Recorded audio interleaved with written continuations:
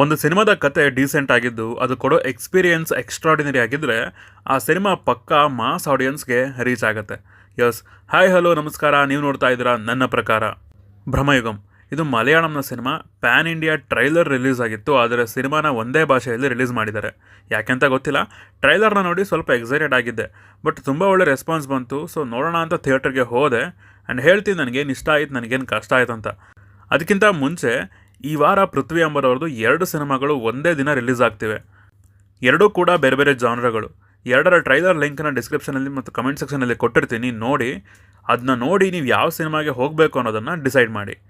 ಮತ್ತು ಚಾನಲ್ಗೆ first time ಬಂದಿದ್ರೆ ವಿಡಿಯೋನ ಫುಲ್ ನೋಡಿ, ಇಷ್ಟ ಆದರೆ ಮಾತ್ರ ಸಬ್ಸ್ಕ್ರೈಬ್ ಮಾಡಿಕೊಂಡು ಸಪೋರ್ಟ್ ಮಾಡಿ. ಸಿನಿಮಾದ ಒನ್ಲೈನ್ ಸ್ಟೋರಿ ವಿಚಾರಕ್ಕೆ ಬರೋಣ.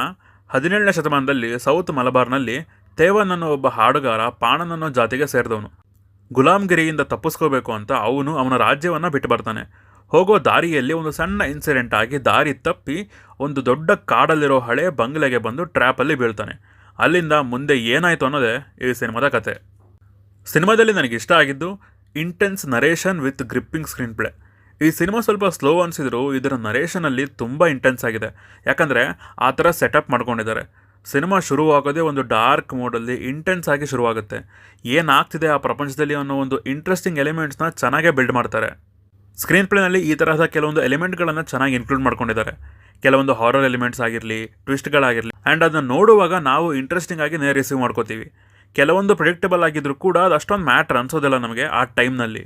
ಸಿನಿಮಾ ನೋಡುವಾಗ ಅಲ್ಲಿನ ಪಾತ್ರಗಳ ಬಿಹೇವಿಯರ್ ಏನಿದೆ ಅದು ಸುಮಾರು ಪ್ರಶ್ನೆಗಳನ್ನು ಮೂಡಿಸುತ್ತೆ, ಜಾಸ್ತಿ ಡ್ರಾಮಾ ಇಲ್ಲದೆ. ಬಟ್ ಅದು ಯಾವುದಕ್ಕೂ ಡೈರೆಕ್ಟ್ ಆನ್ ಸ್ಪಾಟ್ ಆನ್ಸರ್ನ ಹೇಳದೆ ಒಂದೊಂದಾಗಿ ಬಿಡ್ಕೊಂಡು ಹೋಗ್ತಾರೆ ಅವರ ಬಿಹೇವಿಯರ್ನ ಮೂಲಕನೇ. ಸೆಕೆಂಡ್ ಹಾಫಲ್ಲಿ ಕತೆ ಪ್ರೋಗ್ರೆಸ್ ಆಗುವಾಗ ಇರೋ 3 ಕ್ಯಾರೆಕ್ಟರ್ಗಳ ಮಧ್ಯೆ ಮೈಂಡ್ ಗೇಮ್ ಶುರುವಾಗುತ್ತೆ. ಒಂದು ಕ್ಯಾರೆಕ್ಟರ್ ಹತ್ರ ಪವರ್ ಇದೆ, ಇನ್ನೊಂದು ಕ್ಯಾರೆಕ್ಟರ್ಗೆ ಪವರ್ ಬೇಕಿದೆ, ಮತ್ತೊಂದು ಕ್ಯಾರೆಕ್ಟರ್ಗೆ ಅಲ್ಲಿಂದ ಹೊರಗೆ ಬರಬೇಕಿದೆ. ಸೊ ಈ 3 ಜನ ಹೇಗೆ ಪ್ಲೇ ಮಾಡ್ತಾರೆ, ಅವರ ನೆಕ್ಸ್ಟ್ ಮೂವ್ನ ಅನ್ನೋದು ತುಂಬ ಇಂಟ್ರೆಸ್ಟಿಂಗ್ ಆಗಿರುತ್ತೆ. ಜಾಸ್ತಿ ಎಪಿಸೋಡ್ಸ್ ಏನೂ ಇಲ್ಲ, ಬಟ್ ಇದ್ದಿದ್ದು ಗ್ರಿಪ್ಪಿಂಗ್ ಆಗಿತ್ತು. ಹಾಗೆಯೇ ಆ ಲಾಸ್ಟ್ 15 ನಿಮಿಷದಲ್ಲಿ ತೋರಿಸಿದ ಕೆಲವು ಸೀನ್ಗಳು ಸಖತ್ ಹಿಡಿಸಿದ್ವು. ನೆಕ್ಸ್ಟ್ ಇದರ ಮೇಕಿಂಗ್ ಆ್ಯಂಡ್ ಪ್ರೆಸೆಂಟೇಷನ್. ಗುರು, ಒಂದು ಪಾಳು ಬಿದ್ದಿರೋ ಬಂಗ್ಲೆನ ಈ ಲೆವೆಲ್ ಭಯಾನಕವಾಗಿ ತೋರಿಸಿದ್ದು ಇದೇ ಸಿನಿಮಾದಲ್ಲಿ ಅಂತ ಅನ್ಕೋತೀನಿ. ಲಿಟ್ರಲಿ ನೋಡುವಾಗ ನನಗೆ ಯೋಚನೆ ಬಂತು, ಅಂತ ಮನೇಲಿದ್ದಾಗ ದೆವ್ವ ಬಡ ಭಯಪಡಿಸೋಕ್ಕೆ ಕತ್ಲಲ್ಲಿ ಹೆದರಿಕೆಗೆ ಎದೆ ಹೊಡ್ಕೊಂಡು ಸಾಯ್ತಾರೆ ಜನ. ಆ ಜಾಗನ ಹೇಗೆ ತೋರಿಸಿದಾರಂತೀರಾ, ನಿಜ ಸಿನಿಮಾಟೋಗ್ರಫಿ ಟೀಮ್ಗೆ ಅಡ್ಡಬಿದ್ದೆ. 95% ಸಿನಿಮಾ ಒಂದೇ ಜಾಗದಲ್ಲಿದೆ. ಅಷ್ಟೊಂದು ಲಿಮಿಟೆಡ್ ಸ್ಪೇಸ್ನ ಕವರ್ ಮಾಡಬೇಕಂದ್ರೆ ಆ ಸ್ಪೇಸಲ್ಲಿ ಸ್ವಲ್ಪ ಎಲಿಮೆಂಟ್ಸ್ಗಳನ್ನು ಆ್ಯಡ್ ಮಾಡಬೇಕು. ಇಲ್ಲಿ ಸರಿಯಾಗಿ ಮಾಡಿದ್ದಾರೆ.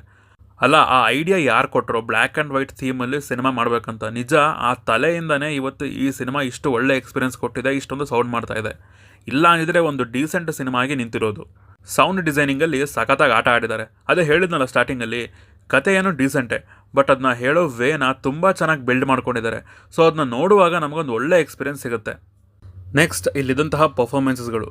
ಮಮ್ಮೂಟಿಯವ್ರ ಬಗ್ಗೆ ಆಮೇಲೆ ಮಾತಾಡ್ತೀನಿ. ಫಸ್ಟ್ ಅರ್ಜುನ್ ಅಶೋಕನ್ ಅವ್ರ ಬಗ್ಗೆ ಹೇಳಬೇಕು.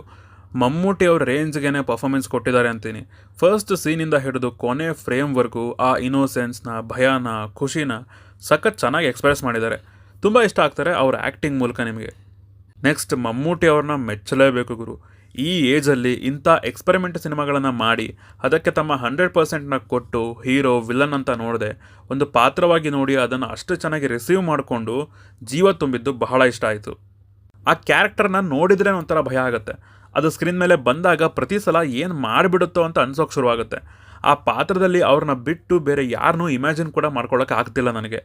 ಹಾಗೆ ಇಲ್ಲಿ ಕೆಲವು ವಿಚಾರಗಳನ್ನು ಡೀಲ್ ಮಾಡಿರೋದು ಇಷ್ಟ ಆಯ್ತು ನನಗೆ. ಪವರ್, ಜಾತಿ, ಮೇಲು ಕೀಳು, ದೇವರು ದಿಂಡ್ರು, ಇಟ್ ವಾಸ್ ಗುಡ್. ಇನ್ನು ಸಿನಿಮಾದಲ್ಲಿ ನನಗೆ ಕಷ್ಟ ಅಂತ ಅನಿಸಿದ್ದೇನೆಂದರೆ ಕ್ಯಾರೆಕ್ಟರ್ ಎಸ್ಟಾಬ್ಲಿಷ್ಮೆಂಟ್ ಆ್ಯಂಡ್ ಕ್ಲೋಜರ್. ಕೆಲವೊಂದು ಕ್ಯಾರೆಕ್ಟರ್ಗಳ ಅವಶ್ಯಕತೆನೇ ಇರಲಿಲ್ಲ.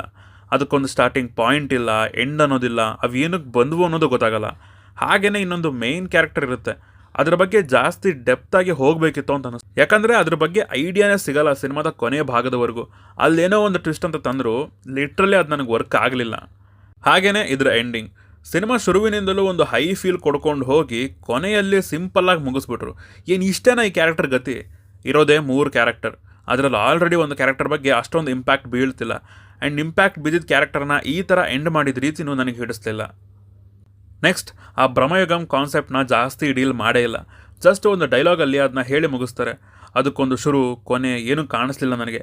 ಮೇ ಬಿ ಈ ಪಾಯಿಂಟ್ ಅರ್ಥ ಆಗಿಲ್ಲ ಅಂತ ಅನ್ಕೋತೀನಿ ಸಿನಿಮಾ ನೋಡುವಾಗ. ಯಾಕಂದರೆ ನನ್ನ ಮಗಂದು ಆ ಸಬ್‌ಟೈಟಲ್ಸ್ ಕಡೆನೂ ಗಮನ ಕೊಡಬೇಕು, ಪಿಕ್ಚರ್ ಕಡೆನೂ ಗಮನ ಕೊಡಬೇಕು. ಮೇ ಬಿ ಅಲ್ಲೇನಾದರೂ ಆಗಿರ್ಬೋದು.